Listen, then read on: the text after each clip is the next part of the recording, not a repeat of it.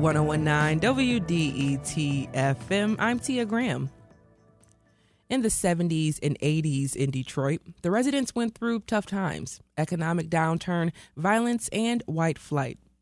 These are stories we are familiar with, but a collection of stories about a girl coming to age in the city adds a different perspective of that time. The Patron Saint of Lost Girls is a coming-to-age novel that follows Mary as she navigates girlhood amid difficult times for Detroit. Maureen Aitken is the author of the book, and she joins me right now to talk a little bit more about it. Maureen, thank you so much for joining us on the Metro today. Oh, hi, Tia. I'm so glad to be invited. Thank you. Of course. So the stories of this book are set in Detroit, of course, when the city was going through a rough time. It highlights the circumstances people, but women in particular, were going through at this time. And this is an illustration of your life growing up here as well. So to give the book a little context, can you start by describing what it was like growing up in the city? Sure, I can. I grew up in the University District, and during that time, a lot of my uncles were laid off from the car companies, and you could see a lot of houses for sale because of white flight. And it was a time when you would go out for the summer, and then you'd come back, and some kids would be gone because they'd moved away. And there's a general sense that we were, as a city, Detroit as a city, was on the decline. But at the same time, there were so many creative communities and people. And the school that I went to, the grade school, really emphasized creative thinking. And so even in those tough times, friends and I were making things, writing, and doing things to really embolden ourselves to have a voice. Part of the other issue there around that time is that there was more violence, and you could see some of the consequences for women who were mothers and children, and they were especially vulnerable. For example, when we were walking around or driving around at 6 Mile and Woodward, you could see the sex workers, and you could see a lot of people waiting for buses. And I took the Dexter bus when I was young to get downtown or to get to college for the first year. And it was a contrast of two places, one that was so inspiring and one that was people really financially struggling, and you could see it. Yeah, and just hearing you talk about your uncles and people in the neighborhood who were losing their jobs from the auto factory and just so many different things that were compounding at the same time for your family, but for the city of Detroit, it was so many different things that would shape a person's outlook on life in general. So for you, growing up as a young woman, I'm thinking about just that time. This is after the rebellion, the 67 rebellion in the city of Detroit. Out of, you hear about the white flight, you hear about all of these things. What about Detroit and its impact made your family stay? Well, my parents were staunch Detroiters till the end. I mean, they were there their whole lives. They loved it. My mother especially. We would go to the Detroit Institute of Arts, which has always been a fantastic inspiration for us, and the public library, which is just, both of those buildings are stunning. Beautiful. But both of my parents also went to Wayne State, and they learned a lot of their values, and they were very faithful people, but they also believed in the power of the working class and people to feel like they had a future and they deserved a future. So I also went to Wayne State and absolutely loved it. And so the book for me, when I think about being young, I do think about, if you're young and a girl in a city, you have to watch it. Yeah. And you can see that now reflected in the Epstein situation. Young girls are meat in sometimes. And so we had to have our wits about us. But at the same time, in the 80s, I think they had a commercial, it's 10 o'clock, do you know where your kids are? Yeah. So there was also this freedom to do whatever you wanted.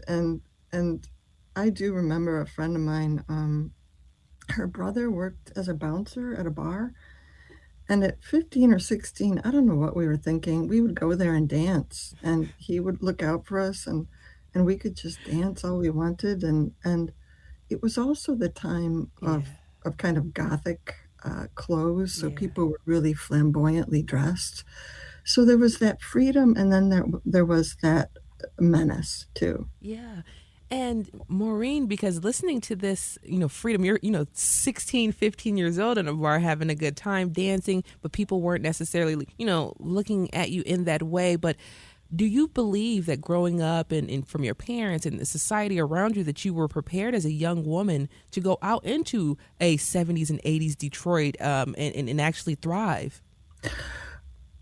I think oddly, it made me very cautious in Yeah. one way, but at the same time, we had said when we were young, like, this is the future of America. Like, we are in the middle of it all. And and so we felt like we were really getting an education that other people were not getting. Yeah. And so it I think it inspired us to look further into what the world offered and how we could bring it in. And I'll give you a quick example. A friend of mine used to paint t-shirts, and she'd read these books, these Zen koans, and like when we were 14, we were reading The Empty Mirror and talking about it, and it inspired us to read more and see more of who we were in the context of the world. And we were pretty convinced that we were getting a great education, Yeah. even if at times, I still check my doors all the time. Like, Yeah. I'm still careful. And I moved to Minneapolis. I was robbed a few times, and I was prepared for that because I'd been robbed a few times in Detroit too. So I really love Detroit. It gave me a lot. It did give me, I think, a little bit more suspicion of people too. But once I know you, like, we're like friends for life, so that's good. Maureen, I mean, that is very, very Detroit of you because that is such a, so real, Maureen. I mean, even now, I think about just, yeah, I've had some things happen to me, but that level, whatever may have happened to me in the city of Detroit, good or bad, but the bad experiences I've learned from those, and it's made me Mhm. stronger and smarter. So when I do traverse the world and I'm out and about, I can see things a little bit more clearly, which I believe Yes, makes me safer. And I think that's what you're trying to say here. exactly. I can listen to somebody talk, and I'm like, does anybody know this person isn't saying anything truthful at all? At And I all. think I got that from growing up, and people were so honest and still are in Detroit. Yes. They're so funny, but they're also really truthful. And I used to tell students the difference between Minnesota and Detroit was a Minnesotan would look at your shirt and or a Detroiter would look at your shirt and go, "Oh, that is an ugly shirt. Did your grandma buy that shirt?" Like what? Like just go on and on teasing you. And in Minnesota, people would say, "Hmm, nice shirt." Oh. You know, Oh my nice, goodness. really I mean, nice. it's this the truth, Maureen. Is so true. Oh my goodness. We are very, very blunt here. Comedians often say when they come to Detroit, this is the one place, one of the cities they know how to, they know where they are in terms of their comedy and their stand up. If Detroiters like it, then it's good. Excuse Oh, me. yeah, interesting. Well, people, I don't. Do you agree? Detroiters are just funny Yes, naturally. naturally. Naturally, just hilarious people who have a joke about any and everything at any time of the day. So that's something that I will say in the city, just growing up here, you laugh a lot. You do laugh a lot with You do. community. Yeah, it makes a big difference. I remember I was at a CBS talking to a couple of people who taught in Detroit public schools, and I teach at freshmen in college, and we were just howling, just the things students were trying to pull. It was just so funny. Yeah, you're listening to the Metro. Excuse me. My guest is Maureen Aitken. She is the author of The Patron Saints of Lost Girls, a short story collection set in Detroit that follows Mary from her childhood through adulthood. So now we're going to get into this book. You do include some specific references to history. In the chapter that shares its name with the book, The Patron Saint of Lost Girls, it's a scene in which the characters are tracking the news of the Oakland County child killer of 1976. My mom talked about this all the time. Why Mhm. did you find it important to bring that moment into this story? Well, that has a little bit of fact in it, obviously, but I went to school with Jill Robinson, and and when she died, it was devastating because I don't know if when you went to school there was always those nice girls who were really quiet Yeah. and you just thought, oh, they're going to go on to these great futures. They're so kind and when they like for her to be murdered, it just wasn't right, Yeah. and it didn't make any sense, and it we've talked about it so much, and it for people who went through that time, it probably like your mother, it really did shape how you saw the world because the nice people were taken, and what's the future going to be without them? It was really tough. And my sister, there's a mention of the sister Megan in the story. Um, she also had a friend who was raped and killed in the suburbs. And probably like everybody, I've read recent books and seen the videos of the Oakland County killer, and they are making a, a minor link that maybe that killer was the Oakland related to the Oakland County killings. Wow, Maureen. Yeah, I mean, this is yeah. such a heavy topic, the Oakland County child killer, especially for those who grew up in this area, southeastern Michigan. And just like you said, Maureen, my mom too is very much impacted by this story and by this murder. Are these moments in life that forced you to grow up faster than you needed to, or do you think other young women at that time grew up faster than they needed to when this happened? Oh, that's such a good question. I'm in a writing group with a couple of people from Canada, a couple of women, other women, great writers. Over time, we have seen every one of us has had some story where a man is pulled to the side of the road and tried to convince a girl to get in. Mm. And I'd never known that before. And so it really opened my eyes to how much it's probably more pervasive than I was thinking. Um, and at the same time, when I talked to girls at that time in suburbia, they were hitchhiking. Yeah. And I'm like, do not do that. Do not hitchhike. Whatever you do, it's not safe. So it definitely did make me more cautious. Yeah. And in stories like The Family Trip and The Patron Saint of Lost Girls, children are already fluent in fear and class difference and bodily discipline. What do you think girls learn earlier than we tend to acknowledge? You were talking just a little bit about hearing those shared experiences with men and vehicles and side of roads and hitchhiking, but what do you think girls are learning a little bit too early that we are ignoring? Well, the story, uh, as you know, has a little bit about a sister who's trying to diet. Yes. And so when you look at the data now in social media, girls are trying to diet earlier.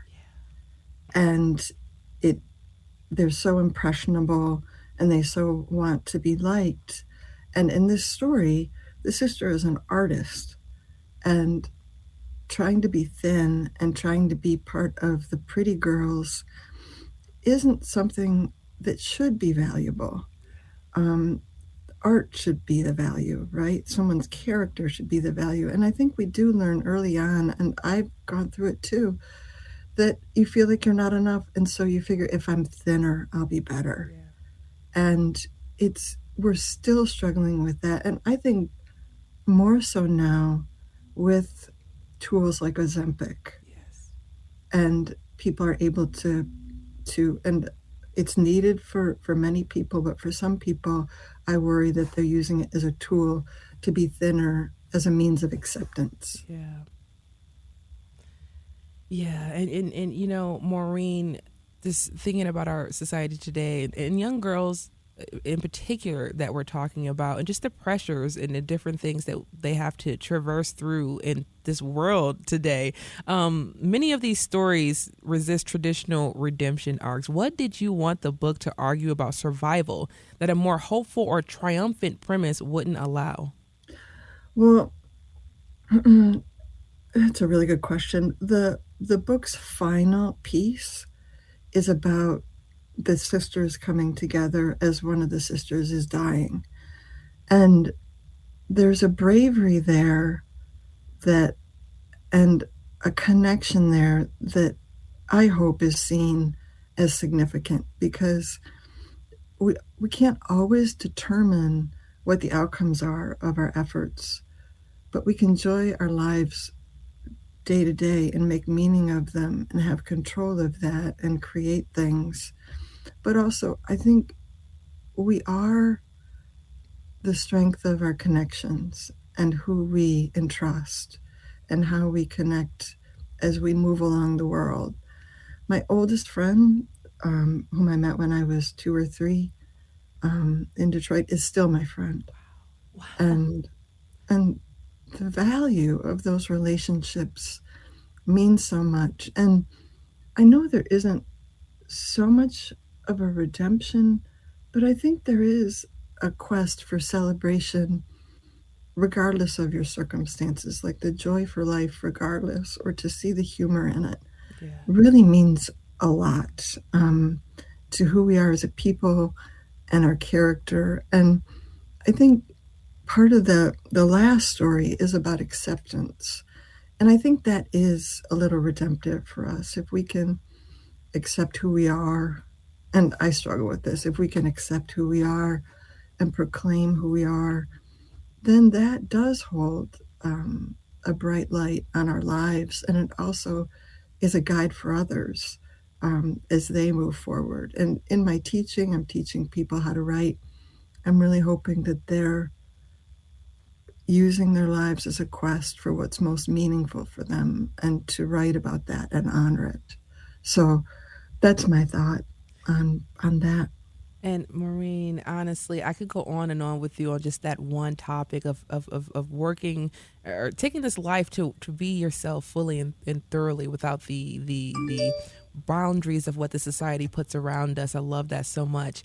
But now that the book is being reissued by Wayne State University Press and read in a new moment, how has your understanding of its premise changed at all since you wrote these stories? Do they matter more today? Oh, I think they do matter more today. I was thinking about this recently because for one part, I think the Epstein issue has resurfaced, importantly, the need for girls to look about them and protect themselves and study what it means, honestly, to be at risk and what environments may not be the ones that are making the news.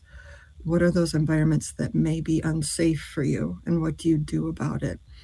The other thing is that I think it gave me a chance to reach a different audience with this message, because I went to Wayne State, and when I was there, Wayne State Press was just, and still is, an amazing press in what they select and how they go through the editing process, and they take such care.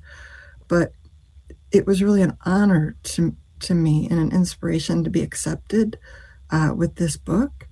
And it also gave me some outreach into the Metro Detroit area, the Windsor area, and the Ann Arbor area to kind of share these stories with people. And when I've been reading them, in Ann Arbor, I read the story of, there's a story called Tainted about being in jury duty. It goes through the list of what the potential juror has gone through in terms of crime. And people just started having conversations of, yeah, that happened to me. And that's true. And sharing things, sharing stories is great information for people, because as a culture right now, I think we walk around trying to look impressive a lot of the time. And I think sometimes honest conversations about who we really are and our vulnerabilities can be really helpful to others and inspire others to be strong and to face things. Maureen, thank you so much for sharing and talking a little bit more about The Patron Saint of Lost Girls, your book. Maureen Aitken is the author of the book, The Patron Saint of Lost Girls. And Maureen, I look forward to speaking with you furthermore in the future about so many more topics. Oh, thank you, Tia. It's been a pleasure.